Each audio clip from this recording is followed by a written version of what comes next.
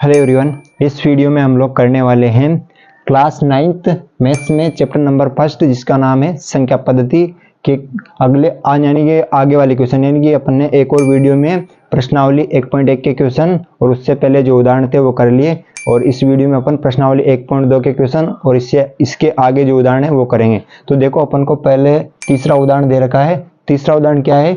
संख्या रेखा पर √2 का स्थान निर्धारित कीजिए। देखो, मैंने यहाँ एक संख्या रेखा बना रखी है। अब इस पर √2 का मान कहाँ पर होगा? ठीक है, √2 क्या है? एक अपरिमेय संख्या है। और संख्या रेखा की और वास्तविक संख्या क्या होती है जिन्हें संख्या रेखा पर व्यक्त कर सकते हैं, यानी कि वास्तविक संख्याओं में सभी संख्या आ जाती है। तो अपन को जो है √2 एक अपरिमेय संख्या है, इसका संख्या रेखा पर निर्धारण करना है। देखो, मैंने एक संख्या रेखा पहले से बना रखी है यहाँ। तो देखो, अब संख्या रेखा का यानी कि √2 का निर्धारण अपन संख्या रेखा पर कैसे करेंगे, यानी कि कहने का मतलब ये है कि √2 संख्या रेखा पर कहाँ पर होगा। ठीक है, तो पहले इसके लिए अपन को कुछ रचना करनी पड़ेगी। देखो, यहाँ से यहाँ तक 1 सेंटीमीटर माप है, तो यहाँ से यहाँ तक ऊपर तक 1 सेंटीमीटर माप आप ले लीजिए। तो यहाँ से यहाँ तक 1 सेंटीमीटर ये हो गया। ठीक है, यहाँ से यहाँ तक कितना है? ये 1 सेंटीमीटर। ठीक है, और यहाँ से यहाँ तक ये पहले ही 1 सेंटीमीटर है। ठीक है, अब देखो, अगर यहाँ से अब मैं इसको नाम दे दो, ओ दे रखा, इसको पी दे दो और इसको क्यों दे दो। अब देखो, क्यों से मैं ओ को मिलाऊंगा, यहाँ से यहाँ तक मिलाऊंगा इसको, तो ये देखो क्यों से ओ, तो ओ क्यों एक अपने पास लाइन प्राप्त हो गई। अब ओ क्यों में अगर मैं पाइथागोरस प्रमेय लगाऊंगा तो इसका स्क्वायर करूंगा और इसका स्क्वायर करूंगा, दोनों को स्क्वायर करके जोड़ूंगा तो √2 आ जाएगा। देखो, पाइथागोरस प्रमेय क्या होती है? पाइथागोरस, आई होप आप जानते होंगे पाइथागोरस प्रमेय के बारे में। पाइथागोरस प्रमेय क्या होती है? समकोण त्रिभुज में लागू होती है। ये भी अपना क्या है? समकोण त्रिभुज। ये क्या है? यहाँ पे 90 डिग्री। तो कर्ण का स्क्वायर बराबर लंब का स्क्वायर प्लस आधार का स्क्वायर। ठीक है, तो ये देखो, 90 के सामने में से क्या होता है? ये तो होता है कर्ण। ठीक, और 90 के यानी कि ये थीटा ले लिया अपन ने, थीटा के सामने में से क्या होता है? लंब। और जो बाकी रहता है और यहाँ थीटा के पास में रहता है, ये क्या रहता है? आधार। तो इसमें पाइथागोरस प्रमेय लगा दो। देखो, आधार तो क्या है अपने पास? 1, और लंब के आधार तो क्या पहले लिखना है अपन को? लंब। तो लंब तो क्या है? 1, और आधार क्या है? 1, यानी इसका स्क्वायर प्लस इसका स्क्वायर। ठीक है, तो 1 और 1 मिलकर कितने हो जाएंगे? 2। तो ये क्या है? कर्ण का स्क्वायर का मान। ठीक है, ये कर्ण स्क्वायर का मान क्या आ गया अपने पास? 2। तो कर्ण का मान निकालेंगे तो क्या आ जाएगा? √2। तो √2 कहाँ है? यहाँ पर। ये पूरी लाइन यहाँ से √2 की लाइन है। ठीक है, और ये क्या है अपने पास? मूल बिंदु O है। ठीक है, अब देखो, यहाँ से अपन एक प्रकार खोलेंगे, यहाँ से यहाँ तक इतना, और यहाँ से प्रकार की सहायता से यूं करके यहाँ चाप काटेंगे, यहाँ डैश डैश करके जहाँ चाप काटेंगे ना, यहाँ से dash dash dash dash dash dash, तो जहां पर ये चाप संख्या रेखा को काटेगा वहीं क्या होगा? √2 का निर्धारण। ठीक है, तो इस प्रकार √2 का निर्धारण अपन संख्या रेखा पर कर सकते हैं। कैसे कर सकते हैं? पहले अपन संख्या रेखा बना लेंगे, उसके बाद क्या, यहाँ 1 सेंटीमीटर है तो 1 सेंटीमीटर ऊपर एक लाइन खींच लेंगे। ठीक है, क्योंकि अपन को पता तो रहना चाहिए कि √2 कहां पर होता है। तो फिर देखो, √2 का मान इस समकोण त्रिभुज में अपन को प्राप्त होता है। तो यहाँ से √2 का मान यहाँ अपन को Q बिंदु पर ये एक बिंदु प्राप्त हो गया। तो यहाँ से इतना प्रकार खोलेंगे, फिर यहाँ से प्रकार को काटेंगे, तो जहां भी संख्या रेखा पर काटेगा वहां पर √2 का निर्धारण हो जाएगा। ठीक है, अब देखो अगला क्वेश्चन, यानी कि उदाहरण नंबर 4 में अपन को दे रखा है कि संख्या रेखा पर √3 का निर्धारण कीजिए। ठीक है, तो उसको कैसे करेंगे मैं आपको दिखा देता हूं। सेम क्वेश्चन है, यहाँ पर क्या आ जाएगा? √3, और ये अपने पास हो गया उदाहरण नंबर 4। ठीक है, तो चलो इसको भी कर लेते हैं। सेम यही प्रोसेस है। देखो, अपने पास √2 तो यहाँ है ही है। अब 1 सेंटीमीटर और पैमाना अपन को यहाँ से यहाँ तक लेना है, तो यहाँ से यहाँ तक 1 सेंटीमीटर यहाँ हो जाएगा लगभग। यहाँ ये क्या हो गया? 1 सेंटीमीटर। इसी देखो, P क्यू, यहाँ R नाम दे दो। अब R को किससे मिला देंगे अपन? सेम O से, जैसे कि Q को O से मिलाया था, तो इसको इससे मिला देंगे। ठीक है, अब इस वाले त्रिभुज जो अपन पाइथागोरस प्रमेय में लगाएंगे, ये अपने पास समकोण प्राप्त हो जाएगा यहाँ। ठीक है, तो इस वाले त्रिभुज में अपन पाइथागोरस प्रमेय लगाएंगे तो ये वाला कर्ण तो यही रहेगा, तो क्या हो जाएगा? यहाँ से कर्ण का स्क्वायर। अब ये अपन फर्स्ट क्वेश्चन में से हटा देंगे। चलो मैं यही लिख लेता हूँ पाइथागोरस प्रमेय से। ये फर्स्ट क्वेश्चन तो आपने लिख लिया होगा। ठीक है, तो यहाँ से ये अपने पास R बिंदु, तो यहाँ से देखो कर्ण का स्क्वायर बराबर लंब। अब देखो, लंब तो ये है और आधार ये है, तो पहले क्या लिख लेते हैं अपन? लंब का स्क्वायर यानी 1 का स्क्वायर प्लस आधार का स्क्वायर यानी कि 2 का स्क्वायर। तो यहाँ 1 का स्क्वायर 1 होता है, अंडर रूट 2 का स्क्वायर करेंगे तो 2 आ जाएगा। तो ये अपने पास कर्ण स्क्वायर का मान है।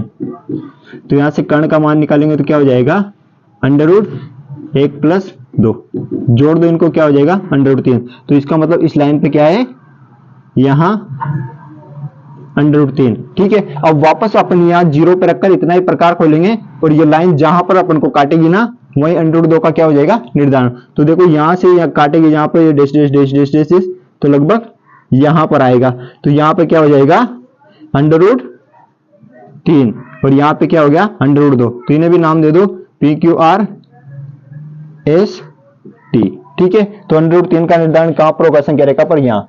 तो इस प्रकार उदाहरण 3 और उदाहरण 4 अपने होते हैं। पहले अपन उदाहरण 3 देखेंगे, इसके बाद अपन को उदाहरण 4 समझ में आएगा। ठीक है, तो चलिए अब हम प्रश्नावली 1.2 के क्वेश्चन करते हैं। तो पहले मैं क्वेश्चन लिख लेता हूं, उसके बाद मैं आपको समझा दूंगा।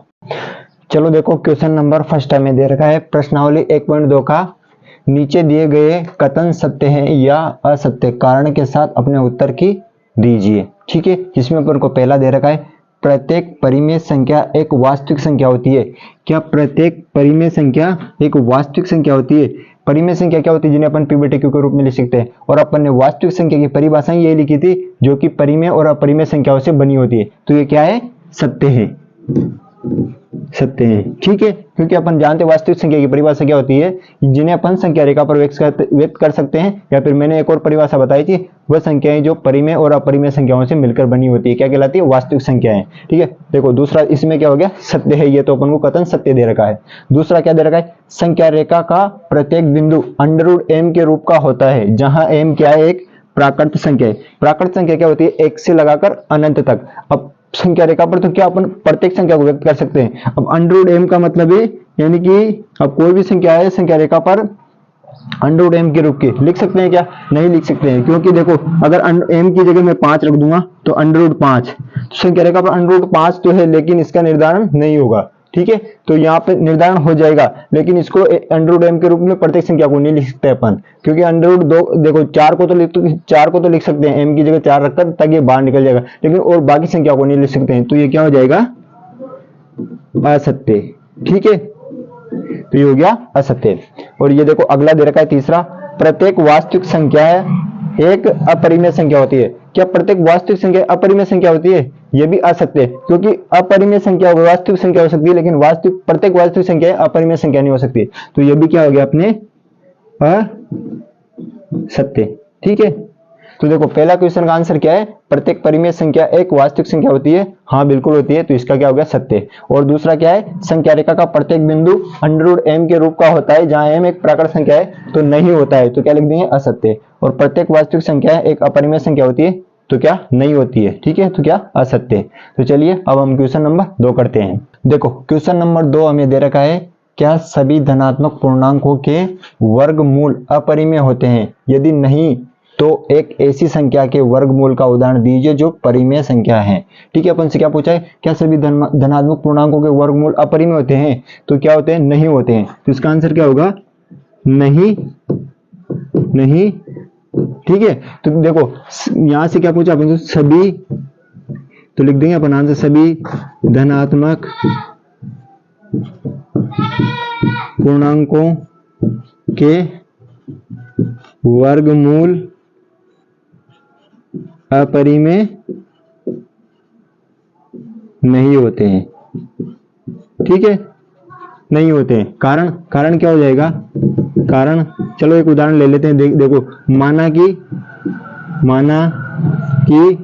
3 9 1 क्या है, धनात्मक पूर्णांक। ठीक है, 9 1 प्लस में संख्या ले ली अपन ने 9, जो क्या है धनात्मक पूर्णांक है। अब इसका वर्गमूल क्या होगा, इसका वर्गमूल 9 का वर्गमूल निकालेंगे तो क्या हो जाएगा 3, यानी कि सीधा सीधा वर्गमूल मतलब अंडर रूट, 9 का अंडर रूट क्या हो जाएगा 3। तो 3 एक क्या है, परिमेय संख्या है, परिमेय संख्या है। परिमेय संख्या क्यों है, क्योंकि 3 को 3/1 लिख सकते हैं। देखो p/q के रूप में लिख दिया अपन से। तो क्वेश्चन में ये पूछा था एक ऐसी संख्या वर्गमूल का उदाहरण दीजिए जो कि परिमेय संख्या है। तो अपन ने क्या ले लिया, 9 एक ऐसी धनात्मक पूर्णांक ले लिया जो कि इसका वर्गमूल क्या है 3, जो कि एक क्या है परिमेय संख्या है। ठीक है, तो चलिए अपने दूसरा क्वेश्चन हो जाता है। तो चलो हम क्वेश्चन नंबर 3 करते हैं। हमें क्वेश्चन नंबर 3 दे रखा है, दिखाइए कि संख्या रेखा पर √5 को किस प्रकार निरूपित किया जा सकता है। यानी कि अपन ने अभी जो पिछले क्वेश्चन किए उसमें एक तो √2 और एक √3 को संख्या रेखा पर निर्धारण किया था। सेम वैसे ही ये भी देखो एक संख्या रेखा ले ली अपन ने। ठीक है, अब अपन को पहले ये याद होना चाहिए, जैसे पहले अपन ने ये याद रखा था कि √2 और √3 संख्या रेखा पर, यानी कि कहां पर कैसे प्राप्त कर सकते हैं इन संख्याओं को अपन। तो देखो √2 को कैसे प्राप्त कर सकते हैं, एक तो 2 का स्क्वायर करेंगे और एक का स्क्वायर करेंगे, तब जाकर सॉरी आप √2 बोल दिया ना मैंने, अपन को √5 प्राप्त करना है। तो एक तो 2 का स्क्वायर और एक का स्क्वायर, 2 का स्क्वायर करेंगे तो 4 हो जाएगा और एक का स्क्वायर करेंगे तो 1 हो जाएगा। इनको जोड़ेंगे तो ये 5 हो जाएगा। फिर वापस कर्ण निकालेंगे तो अपन को एक समकोण त्रिभुज में एक भुजा 2 लेनी है तो और एक भुजा 1 लेनी है, तब जाके अपने पास √5 प्राप्त होगा। तो देखो यहां से यहां तक पहले मैं 2 डिस्टेंस ले लेता हूं और यहाँ ऊपर की तरफ 1 सेंटीमीटर ले लेता हूं, तो इतना ही यहां से यहां ले लेता हूं। तो एक कहां से कहां तक हो गया, ये यहाँ पे। ठीक है, इसी नाम ओ दे रखा, यहाँ पे ओ और यहाँ पे पी दे दो और ये क्यों हो जाएगा। ठीक है, ये कितना है अपने पास 1। अब इस यहां से इसको मिलाएंगे। ठीक है, तो देखो ये वाली भुजा तो यहां से यहां तक कितनी है 2 और यहां से यहां तक 1। अब इसमें पाइथागोरस प्रमेय लगाएंगे तो अपन देखो ये अपने पास एक त्रिभुज हो गया समकोण त्रिभुज ओ पी क्यू। तो यहां लिख दो समकोण त्रिभुज ओ पी क्यू में पाइथागोरस प्रमेय से। ठीक है, अब पाइथागोरस प्रमेय क्या होती है, पहले कर्ण का स्क्वायर। ठीक है, कर्ण का स्क्वायर यानी मैं क्या लिख देता हूं बराबर लंब का स्क्वायर ए लिख देता हूं प्लस आधार का स्क्वायर ए लिख देता हूं। ठीक है, तो यहां से देखो कर्ण स्क्वायर का मान निकालेंगे तो के यानी ये इधर आ जाएगा √, में। ठीक है, तो यहाँ एल का स्क्वायर यानी लंब का स्क्वायर प्लस आधार का स्क्वायर। ठीक है, अब देखो लंब तो क्या है अपने पास 1, तो यहाँ 1 का स्क्वायर प्लस आधार क्या है अपने पास 2, तो 2 का स्क्वायर। तो यहां से हो गया अपने पास 1 और 2 का स्क्वायर 4, ये क्या हो गया अपने पास √5। तो √5 कहां प्राप्त हो गया अपन को, यहां पर। अब देखो वही सेम टू सेम अपन को एक प्रकार लेना है, प्रकार को 0 पे रखकर यानी कि O पर रखकर यहां से यहां तक चाप खोलना है यहाँ। अब यहां से यहां तक डैश डैश डैश लेके यहाँ काटना है अपन संख्या रेखा पर। तो प्रकार जहां भी कटेगा, प्रकार यहां रखकर तो जहां भी कटेगा ना, तो जहां अपन वहां एक बिंदु नाम दे देंगे डैश डैश डैश करके। तो मान लो यहाँ कटा तो √5 कहां हो जाएगा संख्या रेखा पर, यहाँ पर। ठीक है, तो इस क्वेश्चन को अपन को इस प्रकार करना है। √5 का निर्धारण यहाँ हो गया पी क्यू आर, इस बिंदु को आर नाम दे दो। तो ठीक है, अगर अपन रचना लिखना चाहे तो लिख दो, वैसे इतना भी करके आएंगे तो अपन एग्जामिनर अपना नंबर नहीं काटेगा। ठीक है, तो अब हम इस प्रश्नावली में अपने 1.2 में क्वेश्चन नंबर 4 और है, जिसमें अपन को अपनी कक्षा में एक क्रियाकलाप करना है। तो वह क्वेश्चन आप कर लेना, उसमें कोई ज्यादा ये कठिन क्वेश्चन भी नहीं है क्योंकि उसमें थ्योरी दे रखी बहुत बड़ी। तो उसमें ज्यादा कुछ नहीं करना है, बस चित्र बनाना है, एक सर्पिलाकार बनाना है। तो आप उसे बना लेना। आई होप आपको ये क्वेश्चन बस मतलब समझ में आए होंगे। समझ में आए तो वीडियो को लाइक करना, अगर चैनल पर नए हो तो जरूर सब्सक्राइब करना और अपने 10th और 9th क्लास के दोस्तों को जरूर शेयर करना। Thanks for watching, bye.